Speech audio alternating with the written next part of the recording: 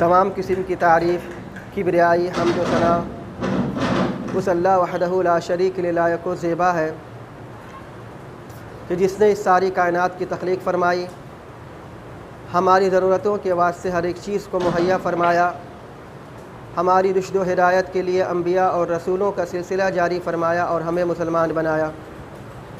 درود و سلام نازل ہو تمام انبیاء کرام علیہم الصلاۃ والتسلیم پر، خصوصاً امام کائنات، امام الانبیاء، افضل البشر، خاتم النبیین، شفیع المذنبین، رحمت للعالمین بند کر دیں احمد مصطفیٰ محمد مصطفیٰ صلی اللہ علیہ وسلم پر۔ اللہم صلی علی محمد وعلی آل محمد کما صلیت علی ابراہیم وعلی آل ابراہیم انک حمید مجید۔ اللہم بارک علی محمد وعلی آل محمد کما بارکت علی ابراہیم وعلی آل ابراہیم انک حمید مجید۔ معزز حاضرین جمعہ اور عزیز بچوں، خطبہ مسنونہ کے بعد سورہ بقرہ آیت نمبر 43 کی تلاوت آپ کے سامنے کی گئی۔ گزشتہ ہفتے بھی اسی آیت کریمہ کی تلاوت کی گئی تھی اور اسی آیت کریمہ کی روشنی میں باجماعت نماز کی اہمیت اور اس کی فضیلت کے بارے میں بہت ساری باتیں آپ کو بتلائی گئی تھیں، اور گزشتہ ہفتے آپ کو یہ بتلایا گیا کہ انشاءاللہ اگلے جمعہ کو باجماعت نماز کی کچھ اور اہمیت اور فضیلت آپ کے سامنے میں بیان کی جائیں گی۔ انشاءاللہ اسی کے تحت آج کے جمعہ میں بھی کچھ باتیں آپ کے سامنے رکھنی ہیں۔ اللہ رب العزت سے دعا ہے کہ اللہ تعالی ہمیں حق کہنے، حق سننے، حق سمجھنے اور حق باتوں پر عمل کرنے کی توفیق عنایت فرمائے، آمین۔ آیت کریمہ کا ترجمہ سن لیجئے۔ اللہ رب العزت نے سورہ بقرہ آیت نمبر 143 میں ارشاد فرمایا، وَأَقِيمُوا الصَّلَاةَ وَآتُوا الزَّكَاةَ وَارْكَعُوا مَعَ الرَّاكِعِينَ۔ نمازوں کو قائم کرو، زکوٰۃ ادا کرو اور رکوع کرنے والوں کے ساتھ میں رکوع کرو۔ اس آیت کریمہ میں اللہ رب العزت نے تمام مومنوں کو اس بات کی تعلیم دی اور اس بات کا حکم دیا کہ مومنوں کو چاہیے کہ وہ سارے کے سارے مل کر کے اللہ سبحانہ و تعالیٰ کے لیے رکوع کریں اور اللہ سبحانہ و تعالیٰ کے لیے سجدے کریں۔ یہی وجہ تھی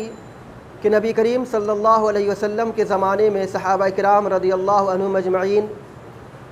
اس معاملے میں بڑے محتاط رہتے تھے اور ان کی پوری کوشش ہوتی تھی کہ ان کی جماعت سے نماز نہ چھوٹنے پائے۔ اللہ کے نبی صلی اللہ علیہ وسلم نے مسلمانوں کے درمیان میں جہاں بہت ساری مسلمانوں کے درمیان اتحاد و اتفاق کے لیے جہاں بہت سارے کام کو انجام دیے، وہیں باجماعت نماز بھی مسلمانوں کے درمیان میں اتحاد اور اتفاق قائم کرنے کا ایک بہت بڑا ذریعہ ہے۔ باجماعت نماز سے مسلمانوں کے درمیان میں اتحاد اور اتفاق تو پیدا ہوتی ہی ہے، اس کے ساتھ ساتھ دل کے اندر میں جو نفاق اور جو کبر و نخوت اور جو تکبر وغیرہ ہوتا ہے وہ سارا کا سارا دور ہو جاتا ہے۔ اور باجماعت نماز کو قائم کرنے سے جہاں ہمیں اخروی فائدہ ہوتا ہے وہاں ہمیں دنیاوی فائدہ بھی حاصل ہوتا ہے۔ مثال کے طور پہ اگر محلے کے تمام مسلمان ایک مسجد میں جمع ہو جائیں اور ایک مسجد میں جمع ہو کر کے ایک امام کے پیچھے باجماعت نماز کو ادا کریں، تو ایک تو یہ کہ کون امیر ہے، کون غریب ہے، کون کس برادری سے تعلق رکھتا ہے، یہ فرق تو ختم ہو جاتا ہے۔ اس کے علاوہ ایک مسلمان جس کے اندر میں اللہ سبحانہ و تعالیٰ نے سمجھ اور بوجھ کی صلاحیت دی ہوئی ہے، وہ اپنے اس غریب مسلمان بھائی کے حالات کو سمجھتا ہے کہ جو اس کے ساتھ میں نماز پڑھ رہا ہے، قدم سے قدم، کاندھے سے کاندھا ملائے، اس کی استھتی، اس کی صورتحال کو دیکھتے ہوئے یا اس کی غربت کو پڑھتے ہوئے ایک مسلمان سمجھ سکتا ہے کہ ہمارا یہ مسلمان بھائی کس حالات سے اور کس دور سے گزر رہا ہے۔ تو مسلمانوں کی یہ اجتماعی کوشش ہوتی ہے کہ ہم مسلمانوں کے درمیان میں اتحاد و اتفاق بھی ہو، اور ہمارا مسلمان بھائی جس حالات سے گزر رہا ہے، اگر وہ غربت اور پریشانی کے حالات سے گزر رہا ہے تو ہو سکتا ہے کہ اللہ سبحانہ و تعالی ہمارے کوشش سے، ہمارے ذریعے سے اس کی مصیبتیں اور اس کی غربت کو ختم کر دیں۔ تو ایک وجہ تو یہ بھی ہے کہ ہم اپنے ایک مسلمان بھائی کی غربت اور اس کی پریشانی اور اس کے مفلسی کے حالات کو ہم جان سکتے ہیں، اور یہ بھی ہے کہ آیا ہمارے جو مسلمان بھائی ہمارے ساتھ میں جو نماز ادا کرتا تھا، مثال کے طور پہ عصر کے وقت تھا لیکن مغرب کے وقت میں نہیں ہے، تو پتہ نہیں مغرب کے وقت میں نہیں ہے تو کیا بات ہے؟ آیا وہ بیمار ہے، یا وہ کہیں دور چلا گیا ہے، یا کہ اس کے ساتھ میں کیا پریشانی لاحق، بارش بھی نہیں ہو رہی ہے، یا ایسی کوئی استھتی، ایسی کوئی صورتحال بھی نہیں ہے کہ جس کی وجہ سے باجماعت نماز ساقط ہو گیا ہو؟ تو پھر کیا وجہ ہے کہ ہمارا وہ مسلمان بھائی جو آج ظہر کے وقت میں تھا، عصر کے وقت میں تھا، لیکن ابھی مغرب کے وقت میں نظر نہیں آ رہا ہے، یا فلاں وقت میں نظر نہیں آ رہا ہے؟ تو اپنے اس مسلمان بھائی کو ڈھونڈنے کی جستجو اپنے اندر میں پیدا ہوتی ہے، اور اس کے حالات کو جاننے کی کوشش ہوتی ہے ہمارے اندر میں۔ باجماعت نماز کی یہ بہت بڑی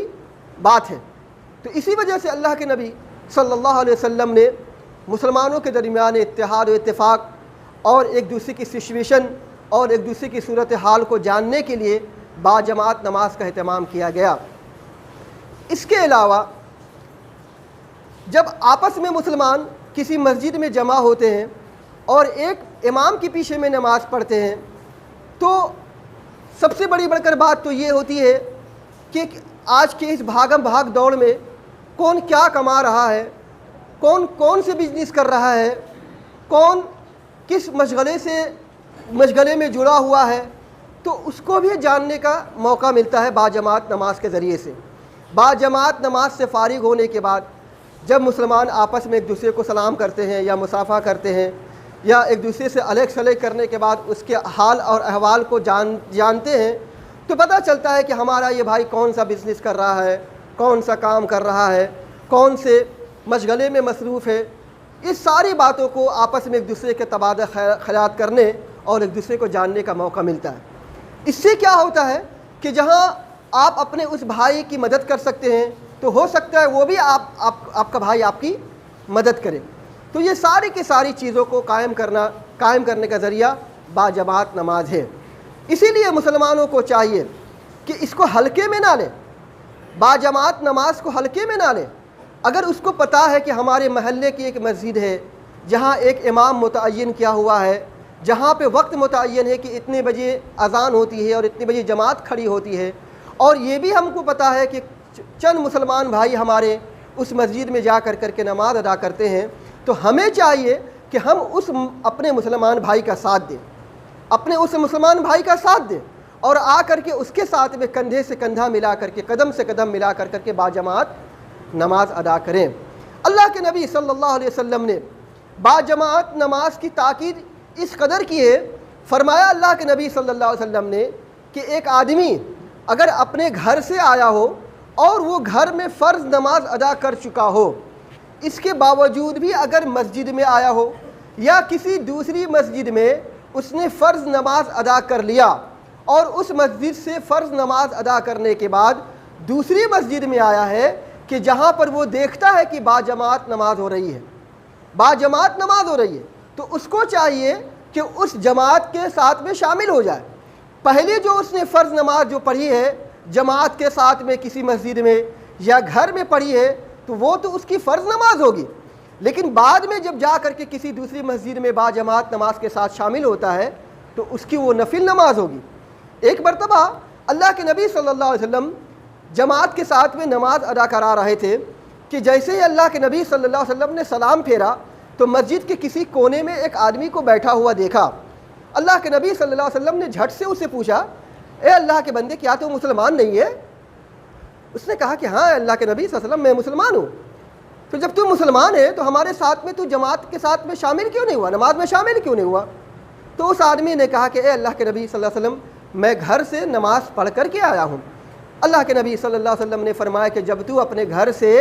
نماز پڑھ کر کے آئے اور دیکھے کہ مسجد میں جماعت ہو رہی ہے تو جماعت کے ساتھ میں شامل ہو جا۔ وہ تیری نماز جو گھر میں پڑھی ہوئی ہے وہ تو فرض ہوگی، اور ہمارے ساتھ میں جو جماعت کے ساتھ میں نماز پڑھے گا یہ نفل نماز ہوگی۔ اس کے علاوہ اللہ کے نبی صلی اللہ علیہ وسلم نے مسلمانوں کو باجماعت نماز کی اہمیت اور اس کی فضیلت کے بارے میں اس قدر بتلایا ہے۔ فرمایا، صحیح بخاری کی روایت میں ہے، اللہ کے نبی صلی اللہ علیہ وسلم فرماتے ہیں کہ کل وہ قیامت کا دن ہوگا کہ جس دن کوئی سایہ نہیں ہوگا سوائے اللہ سبحانہ و تعالیٰ کے عرش کے سایہ، اس کے سایہ کے علاوہ کوئی سایہ نہیں ہوگا۔ اس دن ایک آدمی اللہ سبحانہ و تعالیٰ کے عرش کے سائے میں جگہ پائے گا۔ کون آدمی؟ رجل قلب معلق فی المسجد، وہ آدمی کہ جس کا دل مسجد میں لگا ہوا رہتا ہے۔ مسجد میں لگا ہوا رہتا کا مطلب یہ ہے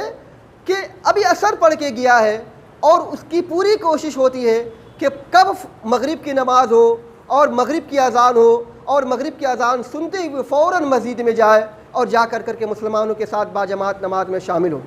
پوری زندگی ایک مسلمان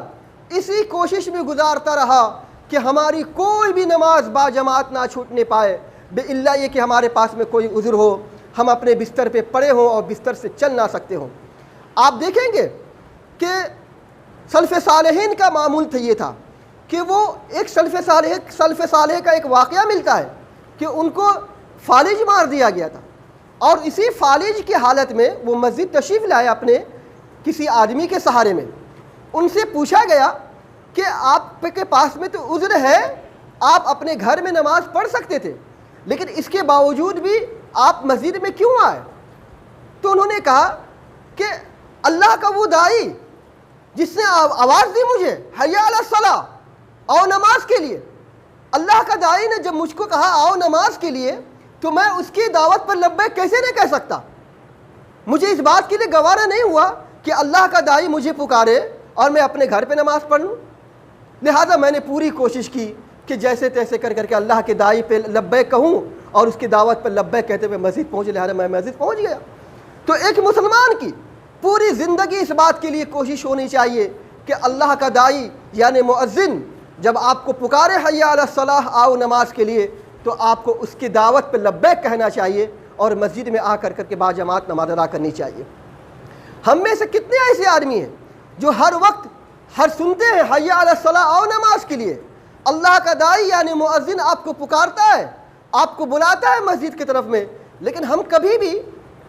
الا یہ کہ کوئی عذر ہو ہماری کوشش ہوتی ہے کہ بھائی ہم گھر میں نماز پڑھ لیں، اپنی سہولت کی خاطر، اپنے آسانی کی خاطر گھر پہ نماز پڑھ لیتے۔ کبھی ہم نے اس بات کے لیے گوارا نہیں کیا کہ اللہ کا داعی ہمیں پکار رہا ہے، اللہ کا داعی جو مؤذن ہمیں پکار رہا ہے، نماز کے لیے بلا رہا ہے، ہم مسجد کی طرف نہیں جا رہے۔ ہم اس کو کتنے ہلکے میں لے لیتے ہیں، کتنا معمولی سمجھ لیتے ہیں، لیکن اللہ کے نبی صلی اللہ علیہ وسلم نے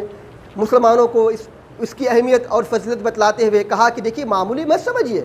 یہ آپ کے لیے معمولی نہیں ہے، یہ بہت بڑی اہمیت کا حامل ہے۔ اللہ کے نبی صلی اللہ علیہ وسلم نے صحیح بخاری کی روایت کے اندر میں آتا ہے کہ اللہ کے نبی صلی اللہ علیہ وسلم نے باجماعت نماز پڑھنے والوں کے لیے 4 بہت عظیم انعامات رکھے۔ اللہ سبحانہ و تعالیٰ نے باجماعت نماز قائم کرنے والوں کے لیے 4 بہت بڑے انعام رکھے۔ چنانچہ اللہ کے نبی صلی اللہ علیہ وسلم نے ارشاد فرمایا کہ ایک شخص اچھی طرح وضو کرتا ہے، ایک شخص اچھی طرح وضو کرتا ہے، پھر مسجد میں صرف نماز کے ارادے سے آتا ہے اور نماز کے سوا اور کوئی چیز اسے لے جانے کا باعث نہیں بنتی، یعنی وہ مسجد میں اگر آتا ہے وضو بنا کر کے تو اس کا مسجد میں جانے کا مقصد صرف اور صرف یہ ہوتا ہے کہ جا کر کے مسجد میں نماز ادا کرے باجماعت۔ تو وضو کر لیا اس نے، وضو کرنے کے بعد جب اپنے گھر سے نکلتا ہے تو سب سے پہلا انعام اس کے لیے یہ ہوتا ہے کہ جیسے ایک قدم اس نے اٹھایا مسجد کی طرف بڑھایا، اس کا ایک درجہ بلند کر دیا جاتا ہے، اس کا ایک درجہ، اس کا ایک مقام اونچا کر دیا جاتا ہے اللہ سبحانہ و تعالیٰ کے نزدیک میں۔ بھلے سے اس کی دکان کھلی رہے، بند رہے یا بند رہے، بھلے سے اس کے کسٹمر چلے جائے تو چلے جائیں، بھلے سے اس کا گراہک، اس کا کسٹمر اس کو چھوڑ دے اس کو، لیکن وہ اپنے دکان کی پرواہ نہیں کرتا، اپنے کاروبار کی پرواہ نہیں کرتا۔ دیکھیے کتنا بڑا اس کو انعام مل رہا ہے کہ ساری چیزوں کو چھوڑ کر کے اللہ کی طرف نکل پڑ رہا ہے تو اللہ سبحانہ و تعالیٰ ایک قدم کے بدلے میں اس کے درجات کو بلند کر دیتا ہے۔ اب ایک آدمی کا گھر جتنا بھی دور ہوگا اور جتنا زیادہ قدم وہ چلے گا اسی کے حساب سے اس کا درجہ بلند ہوگا۔ اگر کسی کا گھر مسجد سے 100 قدم ہے تو اس کا کتنا مقام ہوگا آپ سمجھ لیجئے، 200 قدم یا 300 قدم۔ جتنا زیادہ دور ہوگا اس کا قدم مسجد سے اور جتنا زیادہ دور سے چل کر کے آئے گا اتنا ہی مقام اس کا اونچا اور بلند ہوتا چلا جائے گا۔ اس کے بعد ایک درجہ تو اس کا بلند ہو جاتا ہے، اور دوسرا یہ کہ اس کا ایک گناہ معاف ہو جاتا ہے، اس کا ایک گناہ معاف ہو جاتا ہے۔ تو جتنا زیادہ چل کر کے مسجد کی طرف آتا ہے اس کا اتنا ہی زیادہ گناہ اللہ سبحانہ و تعالیٰ معاف فرما دیتے ہیں۔ ایک انعام۔ دوسرا انعام یہ ہوتا ہے کہ ایک شخص اپنے مصلی پہ بیٹھا ہوا ہے اور مصلی پہ بیٹھا یا تو وہ نماز پڑھ چکا ہے اور پڑھ چکنے کے بعد تسبیح گن رہا ہے، یا ابھی جماعت کے ساتھ، یا جماعت ابھی قائم نہیں ہوئی، امام صاحب نہیں آئے ہیں لیکن وہ آیا ہے مسجد میں اور آ کر کے امام صاحب کا انتظار کر رہا ہے، اپنے مصلی پہ بیٹھا ہوا ہے اور نماز کا انتظار کر رہا ہے کہ بھائی جیسے با جماعت نماز قائم ہو تو میں کھڑا ہو جاؤں۔ تو جتنی دیر تک وہ اپنی جگہ پہ با جماعت نماز کا انتظار کرتا ہے، امام صاحب کا انتظار کرتا ہے، تو اتنی دیر تک فرشتے اس کے لیے دعا کرتے ہیں۔ فرشتے اس کے لیے دعا کرتے، کیا دعا کرتے؟ اللہم صلی علیہ اللہم ارحمہ، اے اللہ اس پر رحم فرما، اے اللہ اس کو معاف فرما، اے اللہ اس پر رحم فرما۔ تو جتنی دیر تک وہ آدمی اپنے مصلی پہ بیٹھا امام کا انتظار کرتا رہتا ہے اللہ کے فرشتے اس کے لیے رحمت کی دعائیں کرتے ہیں اور اس کے لیے اس پر جو ہے اس کی مغفرت کی دعا کرتے رہتے ہیں۔ ایک ہوا، اور چوتھا جو اس کا انعام ہے، ایک یہ اللہ کے رسول صلی اللہ علیہ وسلم کا جتنی دیر تک آدمی نماز کی وجہ سے رکا رہتا ہے وہ نماز ہی میں شمار ہوتا ہے۔ جتنی دیر تک، چاہے باجماعت نماز سے پہلے یا چاہے باجماعت نماز کے بعد، جتنی دیر تک مسجد میں بیٹھا رہتا ہے تو گویا کہ وہ نماز ہی کی حالت میں ہوتا ہے، اور جب تک نماز کی حالت میں ہوتا ہے تب تک اللہ کے فرشتے اس کے لیے دعائیں کرتے رہتے ہیں۔ تو صحیح بخاری کی روایت کے مطابق اللہ کے نبی صلی اللہ علیہ وسلم نے یہ عظیم انعام اس شخص کے لیے رکھے ہیں جو آدمی اپنے گھر سے وضو بنا کر کے مسجد میں آتا ہے اور اس کا مقصد صرف اور صرف یہ ہوتا ہے کہ جا کر کے باجماعت نماز کو قائم کرے، باجماعت نماز ادا کرے۔ تو اسی طریقے سے اللہ کے نبی صلی اللہ علیہ وسلم نے بہت ساری اہمیت اور فضیلت بتلائیں جو گزشتے جمعے آپ کے سامنے میں بیان کیا گیا، اور یہ بھی بیان کیا گیا کہ اللہ کے نبی صلی اللہ علیہ وسلم باجماعت نماز سے پیچھے رہ جانے والوں کے لیے کتنا غصہ اور کتنا خفا ہوتے تھے۔ فرمایا اللہ کے نبی صلی اللہ علیہ وسلم نے کہ جو آدمی باجماعت نماز سے پیچھے رہتا ہے میرا جی کرتا ہے جا کے اس کے گھر میں آگ لگا دوں، میرا من کرتا ہے جا کے اس کے گھر میں آگ لگا دوں، لیکن اللہ کے نبی صلی اللہ علیہ وسلم نے ایسا نہیں کیا، کیونکہ گھر میں بہت سارے بچے رہتے ہیں، عورتیں رہتی ہیں، اور اسی طرح سے مویشی اور جانور وغیرہ رہتے ہیں۔ اللہ کے نبی صلی اللہ علیہ وسلم نے اس ارادے کو ترک کر دیا، لیکن اللہ کے نبی صلی اللہ علیہ وسلم نے باجماعت نماز سے پیچھے رہ جانے والوں کے لیے کتنا بڑا غصہ کا اظہار کیا۔ اسی طریقے سے اللہ کے نبی صلی اللہ علیہ وسلم نے ایک حدیث میں فرمایا کہ باجماعت نماز سے پیچھے رہ جانے والے منافق ہوتے ہیں۔ اسی وجہ سے اللہ کے نبی صلی اللہ علیہ وسلم نے مسلمانوں کے اندر میں نفاق نہ رہے، ان کے اندر میں کسی قسم کی منافقت نہ پایا جائے، باجماعت نماز کی سخت تاکید فرمائی ہے۔ اور یہی وجہ تھی کہ صحابہ کرام رضی اللہ عنہم اجمعین ان کے ساتھ میں پریشانی اور ان کے ساتھ میں مجبوری لگی رہتی تھی، لیکن اس کے باوجود بھی مسجد میں آیا کرتے تھے تاکہ ان پر منافقت اور ان پر نفاق کا لیبل نہ لگ جائے۔ اللہ کے نبی صلی اللہ علیہ وسلم نے فرمایا کہ فجر اور عشاء کی نماز میں پیچھے اکثر رہ جانے والے منافق لوگ ہیں۔ تو آج ہماری حالت دیکھ لیجئے کہ نماز فجر میں ہم میں کا اکثر آدمی پیچھے رہتا ہے۔ تو یہ کس کی علامت ہے، یا کس کے نفاق کو، یا کس کی مرض کو، کس کی بیماری کو ہم اپنے دل کے اندر میں پال رہے ہیں؟ تو اللہ کے واسطے ایسا مت کیجیے۔ اللہ صحیح بخاری کے ایک روایت کے مطابق اللہ کے نبی صلی اللہ علیہ وسلم نے ارشاد فرمایا جو آدمی عشاء کی نماز باجماعت پڑھتا ہے، عشاء کی نماز باجماعت پڑھتا ہے تو اس کو آدھی رات قیام کرنے کا ثواب ملتا ہے، آدھی رات قیام کرنے کا ثواب ملتا ہے۔ اور جو آدمی فجر کی نماز باجماعت ادا کرتا ہے تو اس کو پوری کی پوری رات قیام کرنے کا ثواب ملتا ہے۔ تو جو آدمی چاہتا ہو، جو مسلمان چاہتا ہو کہ اس کو پوری کی پوری رات قیام کا ثواب ملے، اس کو چاہیے کہ وہ فجر کی نماز اور عشاء کی نماز باجماعت نماز پڑھے۔ اللہ کے نبی صلی اللہ علیہ وسلم نے ارشاد فرمایا کہ اگر تم کو معلوم ہو جائے کہ پہلی صف میں کتنا بڑا فائدہ ہے، پہلی صف کے اندر میں اللہ سبحانہ و تعالیٰ کتنا خوش ہوتے ہیں، اور پہلی صف والوں کے لیے اللہ سبحانہ و تعالیٰ کیسی مغفرت کرتے ہیں، تو تم میں کا ہر آدمی اپنے سرین کے بل گھسیٹ کر کے مسجد کے اندر میں آیا اور باجماعت نماز پڑھے۔ یعنی اس کو چلنے کی سکت نہ ہو، چلنے کی طاقت نہ ہو، لیکن اس کے باوجود بھی اپنے آپ کو گھسیٹ کر کے، اپنے آپ کو مشقت اور اپنے آپ کو تکلیف میں ڈال کر کے مسجد میں آئے اور باجماعت نماز کے ساتھ میں شامل ہو۔ اسی طریقے سے اللہ کے نبی صلی اللہ علیہ وسلم قیامت کے دن اس کے لیے مکمل نور ہو، مکمل لائٹ ہو، مکمل روشنی ہو، تو اس آدمی کو چاہیے کہ وہ اندھیرے میں چل کر کے مسجد میں آئے۔ آج بھی گاؤں دیہات وغیرہ میں فجر کے وقت میں اور عشاء کے وقت میں خاص طور سے اندھیرا ہوتا ہے، لیکن اللہ کے کچھ بندے ایسے ہوتے ہیں جو اللہ کی رحمت کی امید کی لالچ لیے، اللہ کی رحمت کی امید میں اور اللہ سبحانہ و تعالیٰ کی پکڑ اور اس کے عذاب سے بچنے کے لیے مسجد کی طرف آتے ہیں، چاہے اندھیرا ہو، چاہے بارش ہو، چاہے کسی قسم کی کوئی بھی پریشانی ہو۔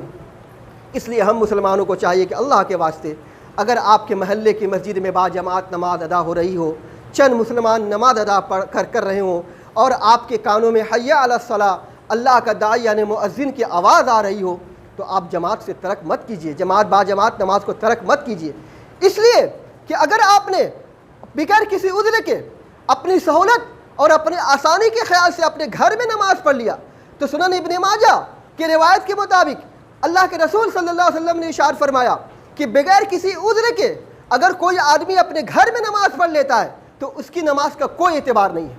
پوچھا گیا کہ عذر سے کیا مراد ہے؟ کہا کہ عذر سے مراد یہ ہے کہ بیماری ہو یا خوف ہو، بس یہ دو عذر ہے آپ کے پاس میں، یا تو آپ بیمار ہو، ایسا سخت بیمار ہو کہ آپ اپنے بستر سے نہ اٹھ سکتے ہو، یا یہ کہ آپ کے محلے میں یا آپ کے علاقے میں کرفیو لگا ہوا ہو، دھارا لگا ہوا ہو اور آپ مسجد میں نہ آ پاتے ہوں، تو ایسی صورت میں آپ کے لیے گنجائش ہے کہ آپ اپنے گھر میں نماز ادا کریں۔ اور بصورت دیگر اللہ کے نبی صلی اللہ علیہ وسلم نے ایک موقع پہ یہ بھی فرمایا کہ اگر سخت بارش ہو رہی ہو تو اس بارش کی وجہ سے بھی آپ معذور ہیں اور اس بارش کی وجہ سے آپ اپنے گھر میں نماز پڑھ سکتے ہیں۔ لیکن بارش بھی نہیں ہو رہی ہے اور کرفیو بھی نہیں لگا ہوا ہے، راستہ بھی پرامن ہے، آپ ماشاءاللہ ہٹے کٹھے بھی ہیں، آپ کی قوت سماعت، آپ کا کان بہت اچھا ہے، آپ بہترین طریقے سے اذان کی آواز سن سکتے ہیں، لیکن اس کے باوجود بھی آپ مسجد میں نہ آتے ہوں، تو آپ سے بڑا معذور کون ہو سکتا ہے؟ آپ سے بڑا معذور کون ہوگا اللہ سبحانہ و تعالیٰ کے نزدیک؟ اس لیے اپنے آپ کو معذور مت بنائیے، اپنے دل کے اندر میں نفاق کو مت پالیے، اللہ کے واسطے مسلمانوں کا ساتھ دیجیے، اللہ کا داعی مؤذن کی آواز پر لبیک کہیے، اور کیسے بھی کسی بھی صورت میں حال ہو کبھی بھی باجماعت نماز کو ترک مت کیجیے۔ انشاءاللہ جمعہ کے اگلے خطبے میں اور بہت سارے احکام اور مسائل آپ کے سامنے میں بیان کیے جائیں گے، اور یہ بھی بتلایا جائے گا آپ کو کہ کن کن مواقع پہ کن کن حالات میں آپ کو باجماعت نماز ادا قائم کرنی ہے، اور کن کن مواقع پہ آپ کو باجماعت نماز ادا نہیں کرنی ہے، اور کس مسجد میں باجماعت نماز ادا ہو سکتی ہے اور کس مسجد میں باجماعت نماز ادا نہیں ہو سکتی۔ ان ساری باتوں کی تفصیلات آپ کو جمعہ کے اگلے خطبے میں بیان کی جائیں گی۔ اللہ سبحانہ و تعالیٰ سے دعا ہے اللہ سبحانہ و تعالیٰ ہم تمام مسلمانوں کو باجماعت نماز ادا کرنے کی توفیق عطا فرمائے۔ الہ العالمین ہم تمام مسلمانوں کو اتحاد و اتفاق کے ساتھ جماعت کے ساتھ نماز قائم کرنے کی توفیق عطا فرمائے۔ الہ العالمین کسی بھی پریشانی اور کسی بھی حالات میں ہم مسلمانوں کو باجماعت نماز میں شامل ہونے کی توفیق عطا فرمائے۔ الہ العالمین ہم تمام مسلمانوں کو کتاب اللہ اور سنت رسول اللہ صلی اللہ علیہ وسلم پر عمل کرنے کی توفیق عطا فرما۔ الہ العالمین ہم میں جو بیمار ہیں انہیں شفاء کاملہ عاجلہ عطا فرما، جو پریشان حال ہیں ان کی پریشانیوں کو دور فرما، جو قرض دار ہیں انہیں اپنے اسباب سے قرضہ ادا کرنے کی توفیق عطا فرما۔ الہ العالمین جو بچے اور بچیاں امتحانات دے رہے ہیں اور اس کے لیے محنت اور کوشش کر رہے ہیں، الہ العالمین تو ان کے جائز مقاصد میں کامیابی عطا فرما۔ الہ العالمین جو اپنے بچے اور بچیوں کے رشتوں کے تعلق سے پریشان ہیں، الہ العالمین تو ان سب پر رحم فرما اور ان کی مدد فرما۔ الہ العالمین جو لوگ دعا کے لیے اپنے ہاتھوں کو اٹھائے ہوئے ہیں اور تجھ سے دعا کر رہے ہیں، الہ العالمین تو ان سب کی دعاؤں کو قبول فرما۔ الہ العالمین جب تک ہم جیے کتاب اللہ اور سنت رسول اللہ صلی اللہ علیہ وسلم پر عمل کرتے ہوئے جئیں، اور جب ہمارا خاتمہ ہو انہیں دونوں پر عمل کرتے ہوئے ہمارا خاتمہ ہو، اقول قولی ھذا واستغفر اللہ لی ولکم ولسائر المسلمین وآخر دعوانا الحمد للہ رب العالمین.